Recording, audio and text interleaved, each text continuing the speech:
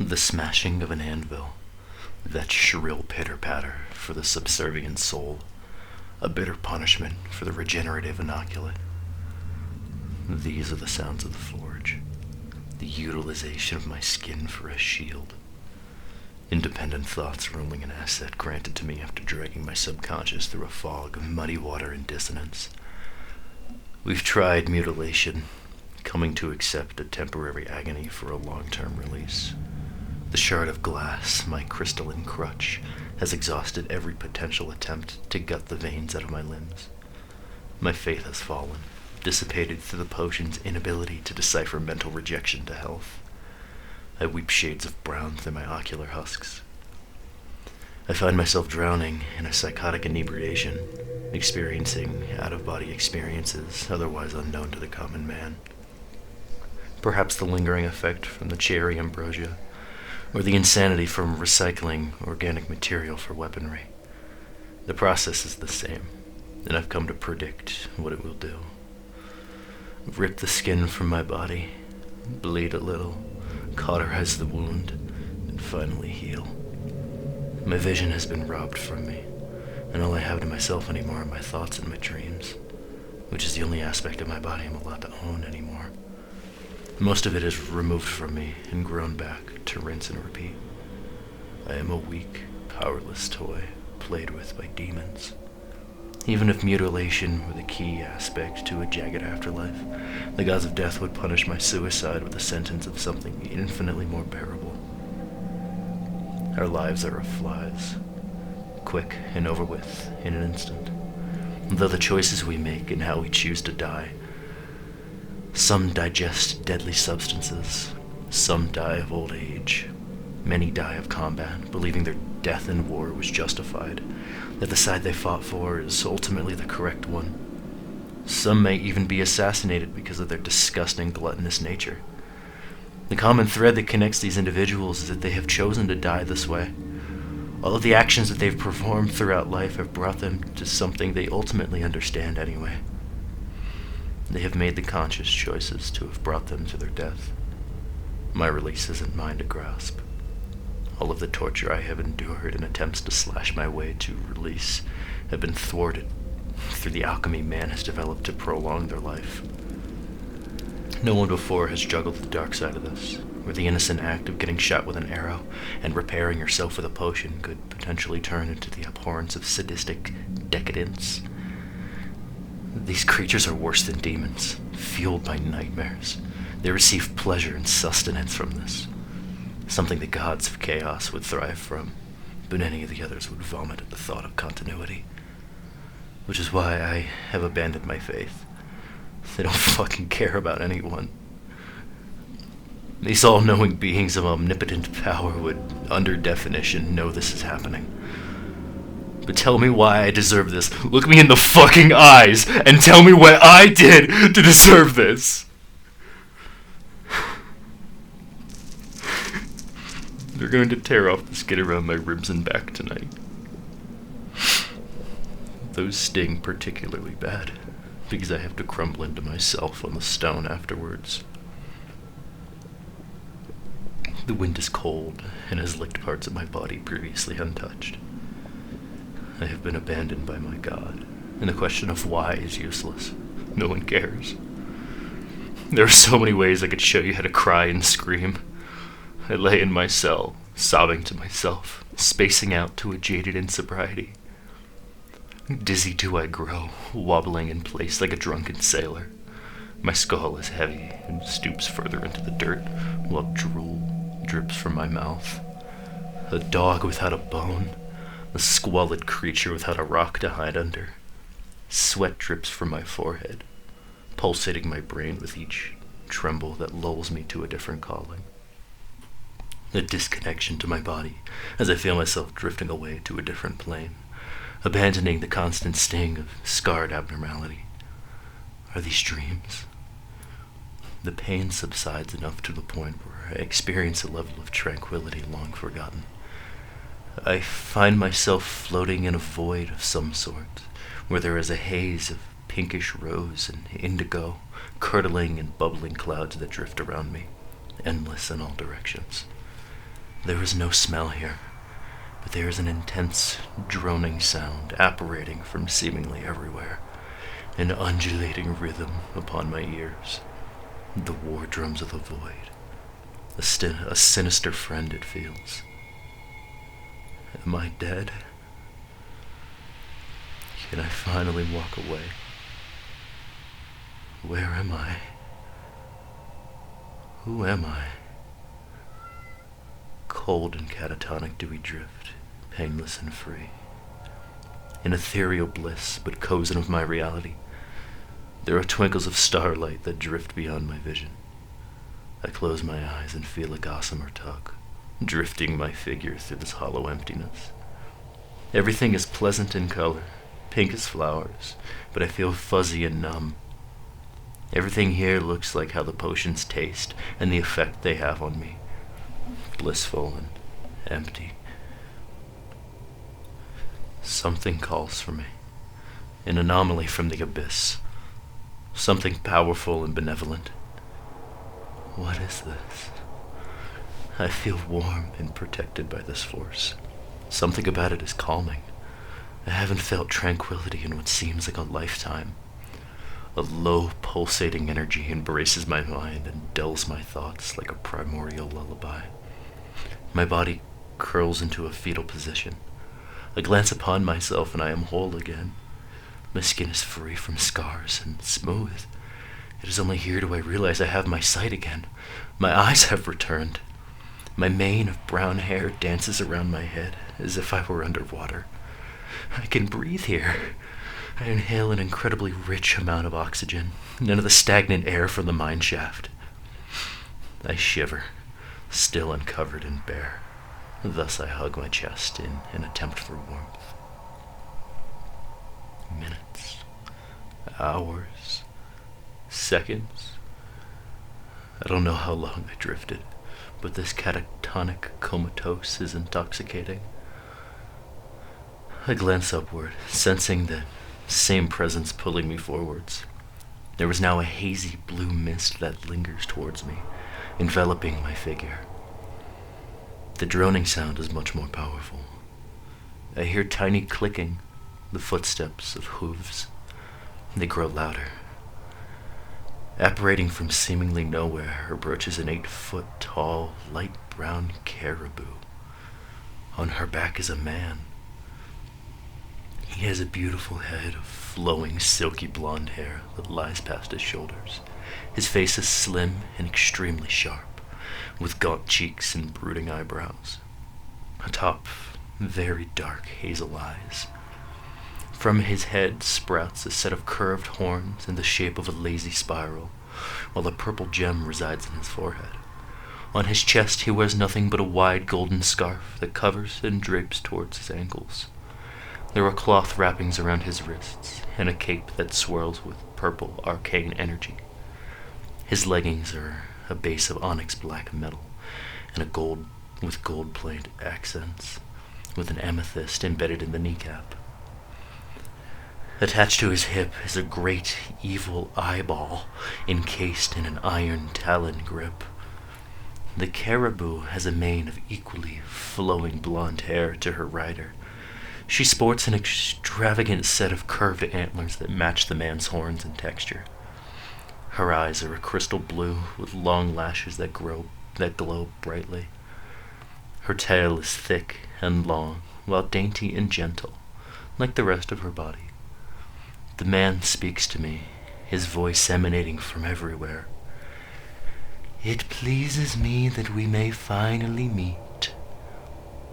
Thousands of questions filled my head. This would be the first time that I had been able to speak to somebody since I had been captured.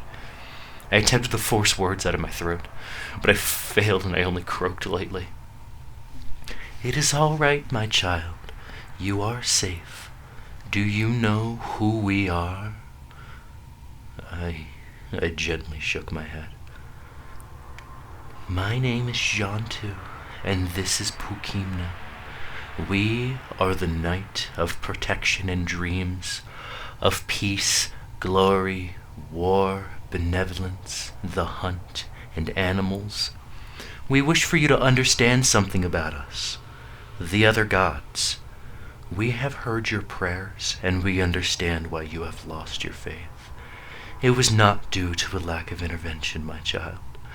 No, for there is a great evil protecting you and perpetuating this torment, allowing you to regenerate as you will, preventing you from certain death. His name is Dusfakna, the god of chaos, nightmare, fear, blood, beasts and rage. He is our direct nemesis and opposite to who we are. We have fought for years, and I have come close to slaying this beast. He gestures towards the eyeball. My sweet child, we weep for you and wish to help. Unfortunately, none of us are capable of overcoming this great evil, so we present you with the opportunity to help yourself, to break out of this cage you reside in and slay the creatures holding you captive. Over the course of many nights, we will teach you an arcane incantation to utilize against these monsters. You must utter the spell in its entirety for it to work. This knowledge is sacred and fierce, and will empower you with the strength to not only heal, but to fight. We have observed your behavior, and you are incredibly intelligent. Unfortunately, it appears you are no match for these abyssalites. Others among you have been born with a sacred ability for the arcane passed down through their bloodline. These sorcerers may channel their ancestors' powers as their own. Unfortunately, your lineage does not contain anything more than common blood. Consulting with the other gods, we have decided that this may be the best course of action for you. We wish to help. I take a deep breath in. This is all incredibly overwhelming. I assume that all of my previous nihilism is forfeit, for how often do the genuine gods reach out like this? This is terrifying, but I do feel a twinge of tranquility. Once again I attempted to speak, but it was as if I was coughing up shards of glass. Defeated, I simply nod my head. We will teach you this slowly, so that you may understand the words in correct pronunciation. Your first word is Gadul. This word is to represent an introduction of the spell. The word means large, great, and grand. This is to set the intensity. You will be casting a high-level spell. Let's try it, my child. The first word is Gadul. I wheeze slightly, attempting to force sound out of my throat and remembering how to speak in the first place. Slowly, I started to figure out tongue placement.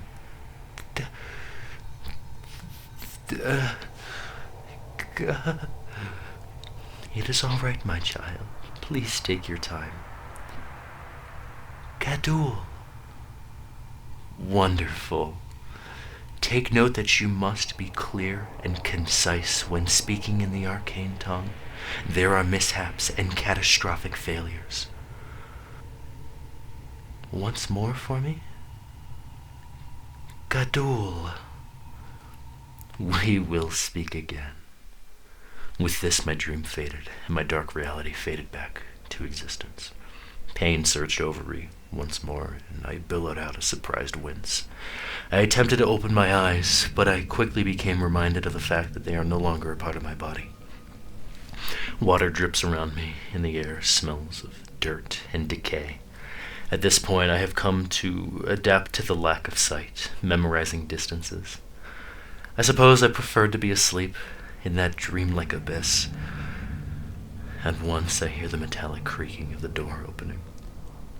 I sigh, understanding what is to come next. I know deep down inside that these creatures will never kill me. At least not from this torture.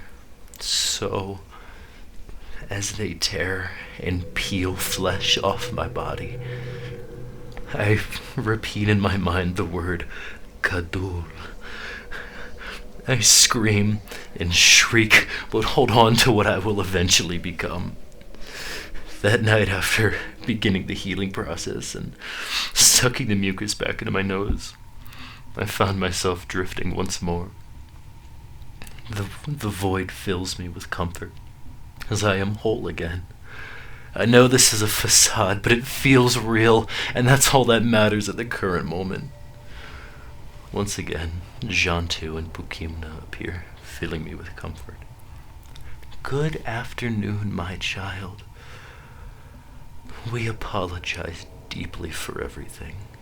I know that might not mean a damn thing to you. However, we sympathize and wish to help. You will be okay. Know that deep in your heart. You are strong, smart, and beautiful. Your next word is Riknot. This is the ancient word for the void, the arcane, the abyss. The great emptiness is what you now know. Try it. Once again, I began to speak, this time with more confidence and ease. Riknot. Wonderful, my child. You are almost there. There is one final word to this spell. You now understand Gadul Riknot, the great emptiness. You will be channeling the deeper, ancient power of the void through your body to coalesce into a manifestation of power. With this, I simply nodded my head. There isn't much to say or think about this anymore. I need to repeat the words in my head over and over until I feel it's necessary to unleash the spell upon these creatures. I manage. Thank you for everything. Jantu smiles and Pukimna takes a few steps towards me, lowering her head towards mine. I gently stroke her nose and rest my forehead against her, embracing her. I can hear her heartbeat from here, the source of the lulling rhythm of this void. This is the root of power, the undulating drums that rattle my mind. I smile and close my eyes, allowing the ethereal plane to fade to my ever-stinging darkness. The wave of ache and recovery washes over me once more, jettisoning my recent bliss. Since the hyena creatures removed parts of my skin earlier, I have a large amount of recovery time, so I should be fed and left alone for many hours. Hours pass, and Jantu's words echo deep inside my mind. Numb do I decay, stewing in agony. I might as well be dead, whether it be my subconscious or Dusvapna whispering lies. Someday I will walk out of here, a broken reflection of who I used to be, but a warrior. But as of right now, I am lethargic and destitute, drowning in my unjust punishment. It's not like I killed someone or drove a knife in the back of someone who trusted me. I weep acidic tears, plaguing my tainted beauty, self-destructing and wallowing in my own blood, being flicked away piece by piece, the slow death of 1,000 cuts. Jantu taught me the final word, lechezek. This, in the ancient tongue, translates to strengthen. The entire spell in which I was taught is great emptiness to strengthen. When I choose to, I may utter the words Gadul Riknot Lechezek. I will prevail, and they will crumble before me. I will save myself and introduce to them the darkness that fuels them. Imagine a world with no hatred. We are hell. Imagine all of the cruel people living their lives, loving each other, not separated by war and borders, territories and by greed. No more useless death. There is no afterlife worse than what we are capable of as sentient beings. I hope that someday the world will accept this fact and abandon the slime that coats our intentions. We hate each other and only living for ourselves and our gains. An abstract canvas of the brightest colors. I want to share my vision with the world. The creaking of the door shudders me to my core, but I rest my emotions, understanding the power I wield. My blood boils, knowing I have the power of gods on my side. An ancient vigor to channel. The cage door swings open, and the grunting echoes through my cage. The chippers and horrific laughter of the hyena aberration sends shivers down my spine. Such anger and hatred. They grab a hold of my wrists, but I haven't the strength to fight against him. They slam me onto the cold metal table once more, bruising my hips. He slams my wrists into the tight binds and fishes through his tools once more. The clattering of the metal on metal pierce my ears as I begin to stammer to myself. I will prevail. You will win.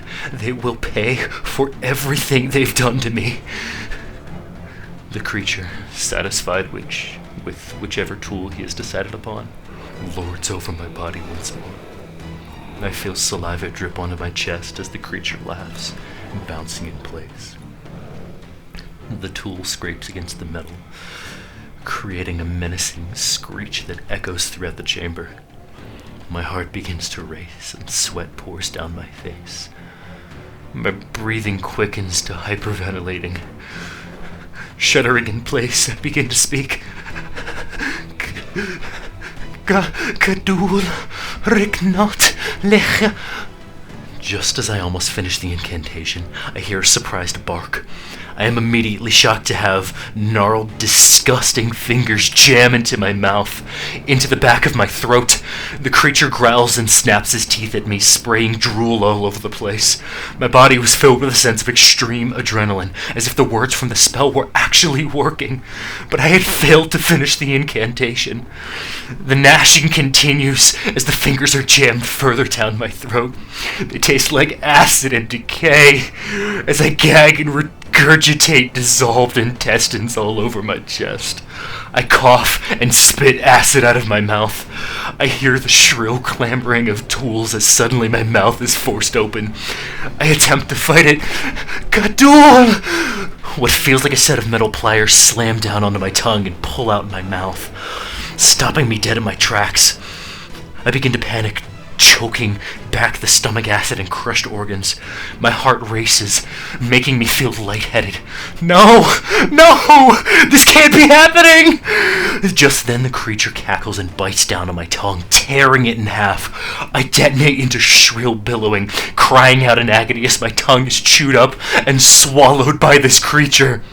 Blood fills my mouth as my head is tilted forward to let the blood drain out. The pliers grab the fleshy nub still left in my mouth and start cutting away chunk after chunk of meat through blood-curdling sobbing. I pull against the restraints, potentially bruising and nearly breaking my wrists. The creature growls and spits blood onto my stomach. In the other room, I hear extremely loud barking and growling, laced with laughter and cackling. The door of the room is busted open as another one of these creatures snarls and speaks to the torturer in its guttural tongue. Just then, he takes some sort of railway spike and places it onto my shin. Soon after, a great hammer of some sort smashes the spike into my leg, shattering the bone, piercing the flesh in its entirety. Tears waterfall out of my body as the spike embeds into the table. I have nothing! I can't speak anymore! What the hell am I going to do? The hyena monster barks and growls, running across the room and grabbing a weapon, it seems. The torturer barrels back, slamming it into the table. Another health potion is forced into my mouth, and I am entirely unable to block the liquid. I sob and whimper, flexing my leg to help bear with the pain. Just then the spike is ripped out of the table and my leg, as the restraints are undone. I am violently picked up and whipped into the cell as the door slams shut. The creature sprints across the room, grabbing his weapon and howling. Soon after, I hear swords smashing into each other. I hear crossbows fire off, echoing throughout the chamber. I hear the screams of hyenas, but also of a deeper male's voice. In fact, there seems to be two distinct female voices as well. These creatures scream in agony as they billow out blood-curdling cries. I hear an intense flame blast off throughout the other room, while the scent of burning hair and flesh penetrate my nose, alongside glass shattering and sizzling. My heart races as I try to piece together in my mind what the hell is happening. This goes on for what seems like hours. Slowly, one by one, the relentless rage and abhorrent cackles die away. Silence falls upon the chamber.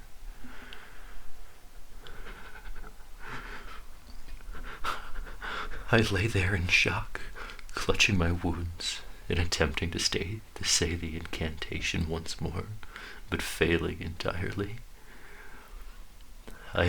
All I am accomplishing is gurgling into myself and choking on the blood. I strain my ears for anything I possibly can. A deep, grizzled voice speaks out. "All right, Evelyn, you scout out that room and clear it if you have to. I'm gonna scour this one and see what I can find. Dana, see what you can find in that room." The metal door screeches open, and I wince from a long-associated terror. My stomach drops as I cower away into my cell, remaining silent as possible. I shiver in place, awaiting what happens next. I hear glass bottles clamor together. A nervous voice calls out, Oh my God, holy crap, oh God, oh, honey snacks, hey, hey, there's someone here, it's a girl." "What?" the grizzled voice replies. The cell door is pulled aggressively, and I whimper in response. She's in a cell, and it's locked. Evelyn, could you do the thing, please?" A soft, deeper voice of a woman calls out next to the nervous one. "Yeah, I can do that." The tiny clinking of tools scrape against the door, and eventually a heavy clunk is heard as the door is opened. Instinctually, I pull further against the wall, terrified of these individuals. The shuffling of clothing is heard, along with, "Hey, watch what you're doing," from the serious girl. Heavy footsteps smash into the room as what I think the grizzled man leans over me. "Hey, everything'll be all right now. They're all gone. We're gonna get you out of..." The man pauses. No, it can't be." The man lets out a deep breath, followed by silence.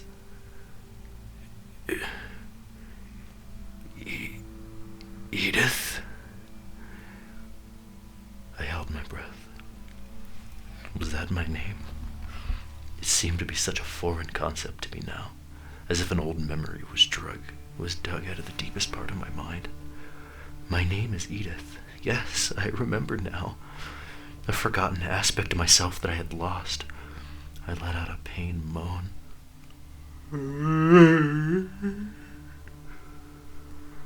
"Holy shit! By the fucking gods! Edith!" The grizzled man picked me up and gently hugged me, being extremely careful of my wounds. "Oh, my God. You're just as beautiful as the day that I had lost you." The nervous girl speaks forth. That's... Holy shit. That's her? We found her! Oh my God!" The grizzled man hugs me tighter. "Edith, you've been missing for 13 years. I begin to sob as I slowly begin to realize. "You came back." "I know. I made a promise." "Evelyn," the serious girl speaks. "Rhumeim, we need to get her out of here. Fuck anything that might have been in here. I don't give a shit about the loot. We need to save her." "You're right. No, you're right. She needs to leave." Rhumeim picks me up gently and starts to carry me out of the room. I reach up my hand and gently grab his face. It's covered in a tight, scratchy beard. Just by the feel of things, he's wearing a set of leather armor that clinks towards his back for whatever reason. His arms are thicker than my whole body. After about a minute, he carries me out of the mine shaft. My body recognizes that it's nighttime, as I hear things that I haven't in years. crickets, owls, cicadas. Dana, get my blanket from my bag. Yeah, right, oh, you're right, right, here it is, here. Open it up on the ground, please. Okay.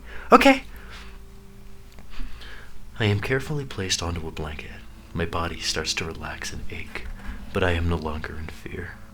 The blanket is the first soft object I've touched in years. It's very cold here, but I don't mind anymore. Nonetheless, another blanket is pulled out from wherever the cart is and draped over my body. I hug it tight. It smells like Rue. He should wash his blankets every once in a while. All right, Edith, just wait here, said Rhumeim, taking a few steps away. After a couple minutes worth of silence, eventually I hear them begin speaking in a hushed tone, as if I cannot hear them. Rhumeim starts. What the hell are we going to do?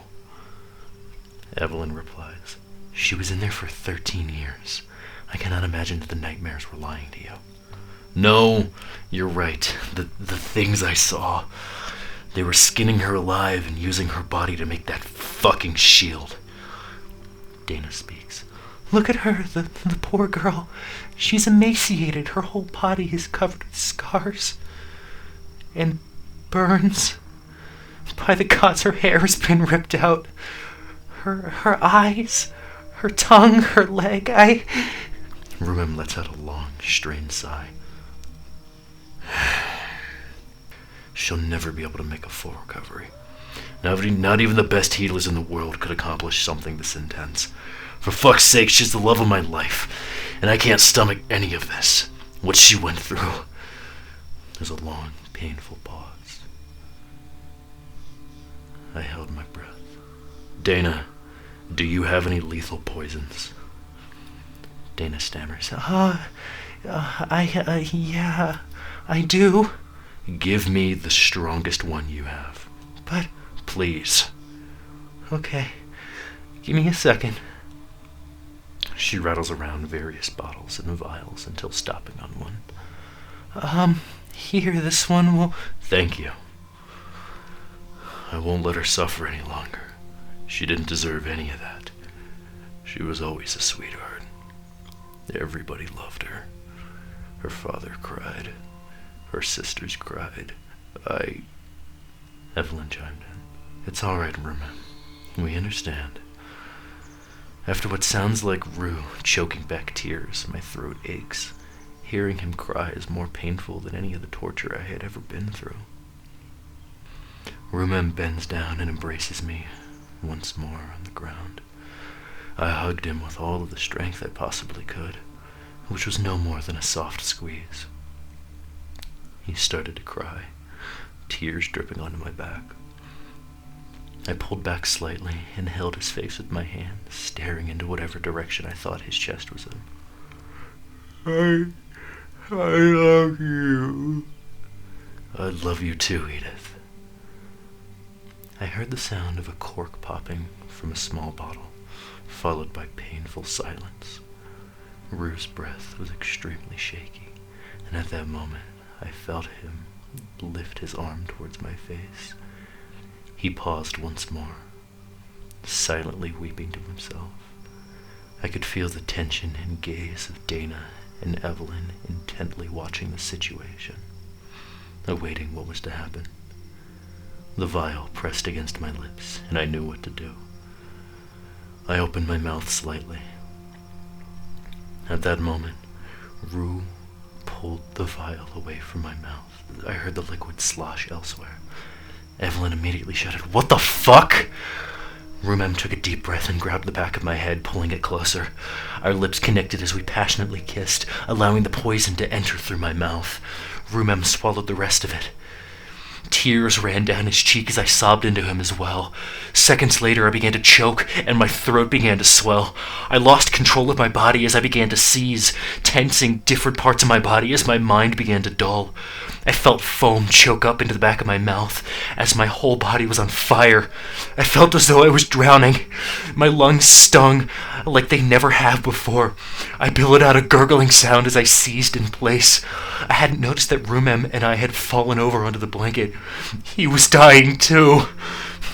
I have no control over my body, but I felt rooted and safe with him right there. I felt a tight squeeze in my hand as my mind went completely blank.